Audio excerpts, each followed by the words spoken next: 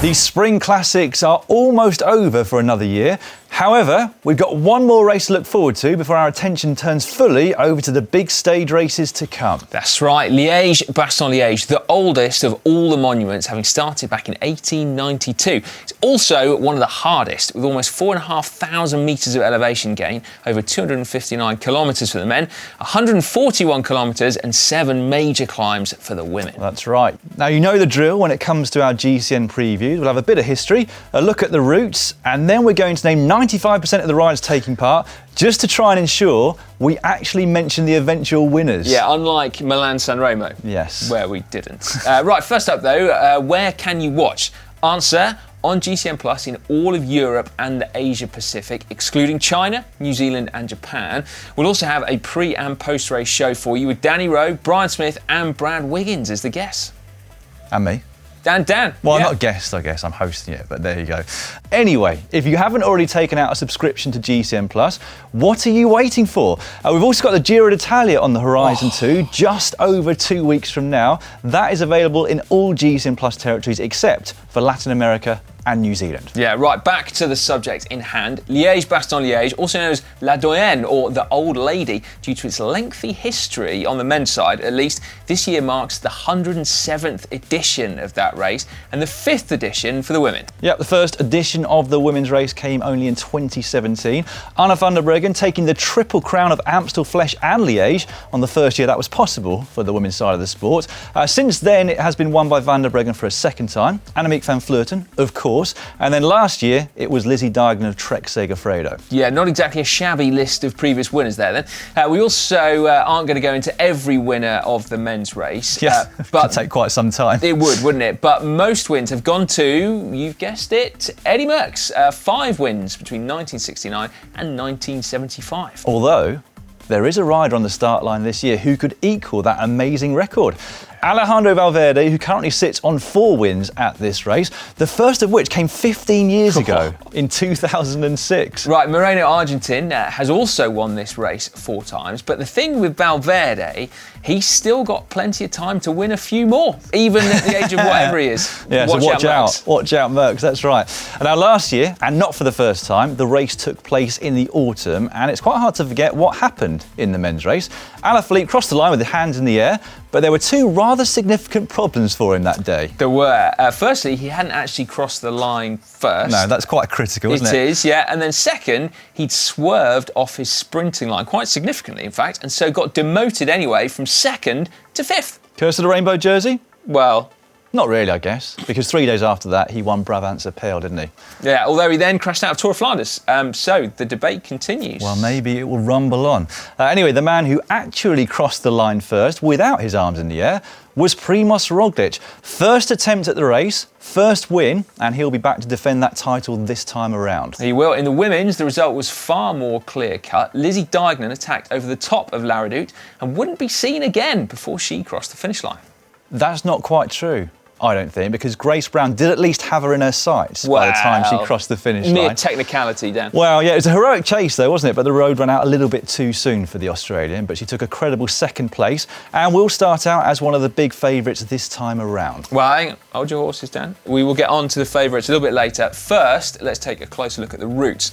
Now, as the women's race is shorter, 141 kilometres, it's less Liège-Bastogne-Liège and more just kind of Bastogne-Liège, yeah, that's right. It sets out from Bastogne bright and early in the morning at 8:40 a.m. Ooh, that's an early breakfast, isn't it? What, 5:40? Well, normally 3 hours before, yeah. So 5:40 a.m. breakfast. Ooh. Pasta, maybe. Yeah.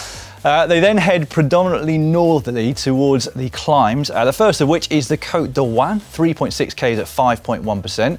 That comes after about 55 k's of racing. Then they're on to the Côte de la Haute-Levée, shorter, but the first 500 metres is at 12%. And then it's another 15 k's before they'll get to the Col du Rosier. Yeah, the 4th climb of the day is the Côte de Deignan, but it's the 5th climb that's arguably the hardest of the day. The infamous Côte de la Redoute, just 2 kilometres long with an average gradient just a shade under 9%, and 500 metres of it near the top, that's 13%. Brutal. And it is there, as we said, that Lizzie Deignan made her move just 7 months ago.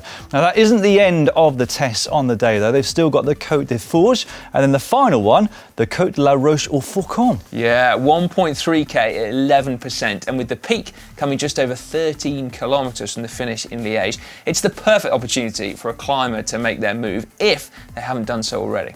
You know, the hardest thing about the Roche-au-Faucon is that it doesn't actually descend immediately after the top of the climb. So you go over the peak, you've got a very small descent, but it continues to drag up for quite some time. So if you are feeling very strong, that's really the ideal time to press home your advantage, I think. Indeed, yeah. After that, there is a descent, and then just a couple of flat kilometres before the finish line, which is now in Liège after almost 3 decades where the men's race finished at the top of a tough drag to nearby. Well, let's get on to the men's race, shall we? Which takes a fairly direct and relatively flat 100k route down to Bastogne, with only one categorised climb along that part of the race. Now, the initial return leg is slightly different to the women's, with the Côte de Saint-Roch 123k's into the race, and then there are 2 further additional climbs over the women's route: the Côte de Mont-le-Soir 1.7k's at 8%, and the Côte de Stockaux 1k, but at an eye-watering 12% gradient. Yeah, and a climb that was used as a regular launch pad for Eddie Merckx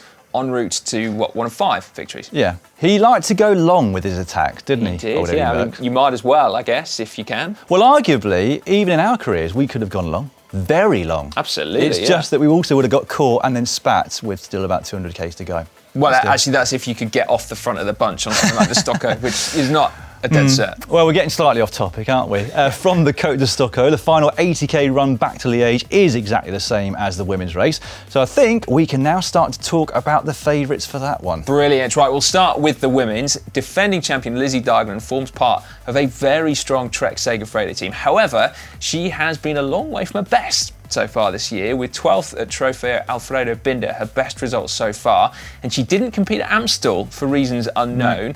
So as we record this, she is on the provisional start list for both Flèche and Liège, but fingers crossed. Yeah, not sure quite what's happening with Lizzie Deignan at the moment. Maybe concentrating on the Olympic Games later on this year. So it's her teammate, we think, Aliso Longo-Borghini, who's been on stellar form this year, that will lead Trek Segafredo. She actually won that Trofeo Alfredo Binda, where Deignan was 12th, and was looking equally strong at Amstel Gold last Sunday. I think, given her form and newly found confidence, it's fairly safe to say she's going to be right up there this year. Yeah. As you'd imagine, though, we'll a regular outside bet for women's races, and last year's runner-up, Grace Brown. Indeed. I'm not sure we can continue to let you have her as an outsider bet, Dan, particularly given that she's finished second now in 2 of the biggest one-day races in the world, and won Brabantse Pijl and the Oxyclean Depana Classic.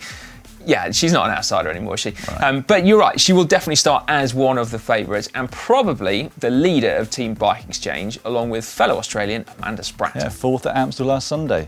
And now moving on to a team that you could say doesn't actually have a leader, or alternatively, you could say they have all 6 as potential leaders at this race. That is, of course, SD Works. World champion Alejandro Breggen has been a little bit unwell recently, so she's not the nailed-on favourite that she might normally be. By the time you watch this, though, we will have found out whether she took a 7th win in a row at La Flèche-Wallonne. I think her name should be permanently etched onto the road up to the Mur de Huy. And now her teammates on Sunday should include Chantal van den Broek-Black, Ashley Moorman-Pasio, Amy Peters and Demi Vollering, who came very close to winning at both Brabantse Pijl and indeed Amstel Gold. Very close, indeed. Yeah. Run it very close. Now, as ever, not a bad squad, you've got to say.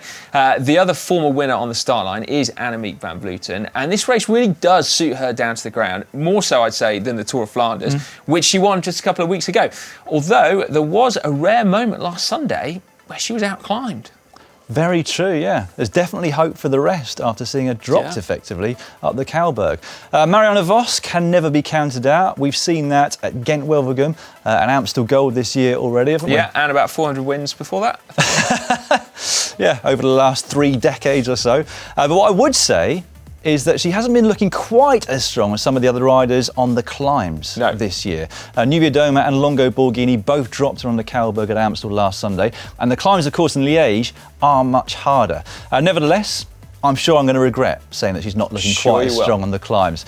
We've also got Cecily Uttrup Ludwig with Marta Cavalli to back her up at the FDJ Nouvelle Atlantique Futuroscope team. Indeed, Soraya Paladin and Mavi Garcia will lead Live Racing and Ale BTC Ljubljana respectively, but if you would like a couple of outside bets, proper outsiders, Dan. Yeah, it's Preston Grace brand. Right. Erica Magnaldi of Ceratiz at WNT and Katarina Alarud of Movistar. And plus Kristin Faulkner of Team Tibco Silicon Valley. All looked on good form at Amstel, and the climbs here should suit them, I think I'd go along with that. They're all on good form, aren't they? Right, we'll move on to the men's start list now, and of course we will start with the defending champion, Primož Roglič. Now, he's only done one-day race so far in 2021, as we record this at least, that being Amstel Gold. Do you think the lack of one-day races will affect him? No, I mean, he only did 3 last year. He won the national championships, he won Liège, and he was 6th at the Worlds. He's not too bad, is he? So I think he can ride one-day races, that's for sure. And this year, he's already been flying, hasn't he? I mean, he won 3 stages of Paris-Nice and looked good for the overall before those 2 crashes on the final day. But then he bounced back, didn't he, to win that notoriously tough Tour of the Basque Country. So that's 5 wins already this season in just 17 days of racing. Not a bad strike rate, you've got to say. And who knows, by the time this video is out, he may well have romped a victory at La Flèche Wallonne. Vingegaard, Hessink and Oman are amongst the riders who'll be backing him up at Jumbo-Visma on the day. The man who will be hoping to beat him is the man who raised his arms last year and who finished 2nd and then 5th. That is, of course, Julian Alaphilippe. He's been quite lucky, really, because he's going to get to race a lot of these big one-day classics twice after only winning the World Championships once, unless, of course, he takes it this year. And he'll be desperate to make amends for the mistakes that he made last year. Yeah, although on recent form, I'm not sure how likely that is. I mean, you would imagine that, unlike most races, De Koning Quick-Step will focus all their efforts around one rider in this race, but I'd imagine they won't be afraid of sending Mikel Honoré or João Almeida up the road as like a foil. Or even the man of the match from Amstel Gold, Mauri van Sevenant. Quite an incredible ride he did there. Meanwhile, as mentioned, Alejandro Valverde will lead Movistar's charge, and he's actually amongst 7 former winners on the provisional start list this year. Roglič, who we've mentioned, and then Dan Martin of the Israel Startup Nation, Wout Poels of Bahrain Victorious, Jakob Fuglsang of Astana, Bob Jungels, if he's recovered from his crash at Amstel Gold, and then the local favourite, Philippe Gilbert, whose fan club is often, under normal times, located on that climb of La Redoute, a climb upon which he set the Strava KOM last year, and after he set it, he threw down the gauntlet and challenged others to beat him. Which they did, didn't they? About 7 of them. Serves him right. A bit like you banging on about your Strada Bianca KOM that has now been annihilated, hasn't it? It just alerts people to easy picking, in your case at least. Thanks, mate. Anyway, back on topic again. It's now 10 years since Gilbert took the quadruple, 2011, when he basically just couldn't be beaten on his day, could he? He won Brabantse-Pijl, Amstel, Flèche, and then Liège. That really is quite remarkable still to think back on, isn't it? If I'd done that, I would have just retired immediately after Liège-Bastogne-Liège, but Gilbert is still racing, although he hasn't been on top form so far this year, and just recently actually took a break to freshen up both mentally and physically. So a 2nd win 10 years on does seem like a long shot for him. Does a little, doesn't it? In terms of other favourites, we've got to mention Mike Woods. 5 participations, 4 top 10s, including 2nd in 2018. But his most impressive exploit came in 2019 when he rode the finale with 1 leg warmer. That's right, just 1 leg warmer on. That still makes me laugh now. It makes everybody who doesn't follow the rules just feel better about themselves, doesn't it? Now, Woods did crash out of the Tour of the Basque Country recently and was ill before that, so missed out on Tirreno Adriatico. So his preparation has been far from ideal. He looked quite solid at Amstel Gold last Sunday, didn't he? But let's see how he gets on in Flèche, which will have happened, of course, by the time this goes out. Yeah, Mark Hirschi, his form was also slightly under question after a late start to the year. But again, we'll get more of an idea after Flèche Wallonne, which is a race he won last year. He was there, all thereabouts in Amstel, but not quite the rider he was last autumn. No. You'd imagine he might have been close to winning, if not actually winning the race last year, had Alaphilippe not cut him and Tadej Pogačar up. So we do know he's capable of doing it on his day if he's on top form. Speaking of which, Tadej Pogačar, this will actually be his 3rd participation at Liège. So he was 18th back in 2019 when he was still, of course, only 20 years old, and then 3rd last year. Yeah, he's got a little bit of talent, hasn't he, when it comes to bike racing. And it's great to see Grand Tour contenders getting stuck in on one-day races, isn't it? We kind of didn't really have that with Froome and Contador. No, or a few before them either. No, exactly. So it's great to see them at the monuments and not just turn up, actually just try and win the things. Yeah, I would fully agree. And actually that brings us nicely on to Ineos Grenadiers, which is a team, of course, that has historically concentrated on the Grand Tours and predominantly the Tour de France. But Liège was actually their first monument win with Wout Poels back in 2016. And dare I say it, their attacking style at Amstel Gold was quite exciting. It's not often you'd say that, is it, about Team Ineos Grenadiers? But anyway, I think we've got to agree with that. Carapaz and Kwiatkowski both in the thick of the action, as too was Pidcock, of course. But as things stand, it doesn't look like he'll be at Liège. That could change. Fingers crossed that it does.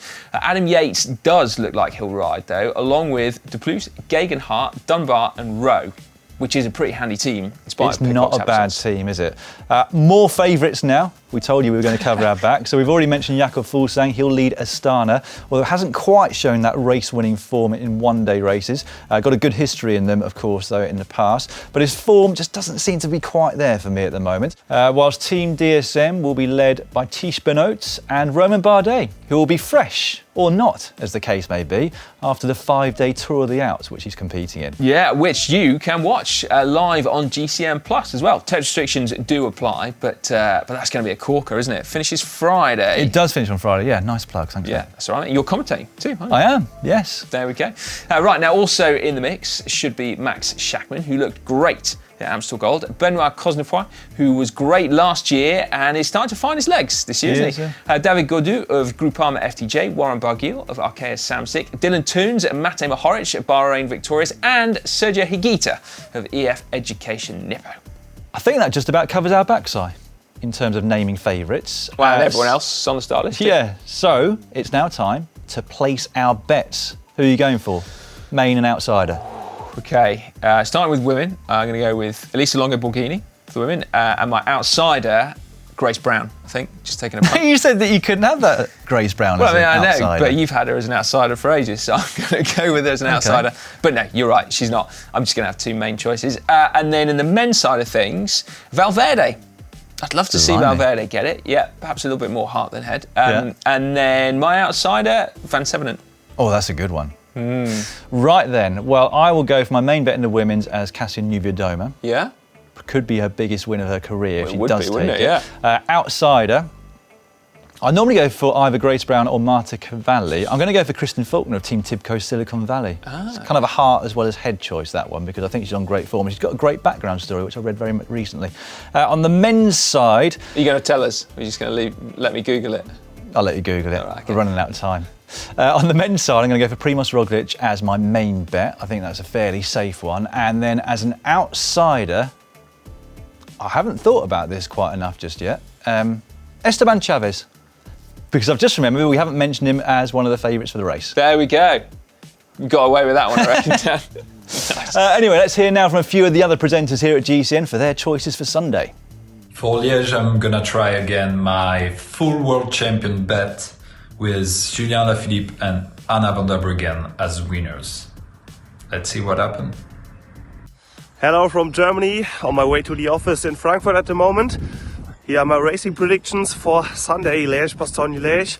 At first, for the men's edition, because I'm a German presenter, I have to pick Max Schachmann for the win. I think, he showed an incredible strong performance on Sunday at the Amstel Gold Race. For the women's race, I think Elisa Longo Borghini. Hi guys, my favorite for Liège man is Adam Yates, and my favorite for Liège-Bastogne-Liège women is Annemiek van Vleuten. For the men's side, I want to put my money in Don Alejandro Valverde and women's Katia Niewiadoma. It's Liège-Bastogne-Liège 2021. What are your predictions? My predictions are for the men's Tadej Pogačar and for the women's Annemiek van Vleuten. Right, you can't go Tadej Pogačar because I was going to go Tadej Pogačar. Well, you're going to have to think of something else, guys, at first. Right, I'm going to go for the other Slovenian. I'm going to go for Roglič for the men, so I'm going to go for Van der Breggen for the women. Good choice! Yeah, so two big favourites there. Who do you think is going to win it? My predictions. Woo-hoo! In the men's, I'm going to go for Primož Roglič, and in the women's, I'm going to go Grace Brown. My pick for the men's race is last year's winner, Primož Roglič, and for the women's race is Annemiek van Vleuten. Fingers crossed I've got it right this time. So, there you go. Do not forget the pre and post race shows this coming Sunday on GCN Plus, if it's available where you are. Guests there, as you said earlier, will be Brian Smith, Danny Rowe, and Bradley Wiggins. Plus Lloydie. I was going to say, as we said earlier, also me. If you enjoyed this preview, please give us a thumbs up, and we will see you on Sunday.